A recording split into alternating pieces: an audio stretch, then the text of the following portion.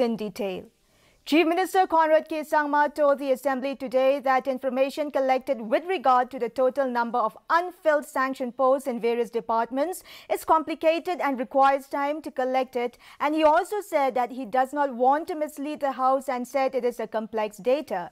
He said this while replying to a supplementary query raised by All India Trinamool Congress MLA George Lingdor. The Chief Minister faces barrage of questions from the opposition members with regard to unfilled sanctioned posts in various departments during the question hour.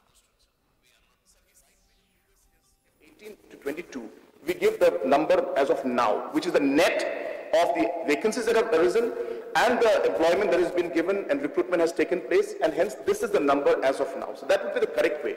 Giving a number of every year is giving the wrong picture, because then you have to give the number of the advertisements taking place.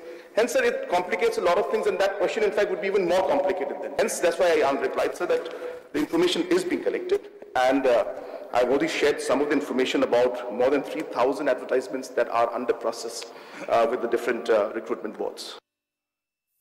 Chief Minister Conrad K. Sangma yesterday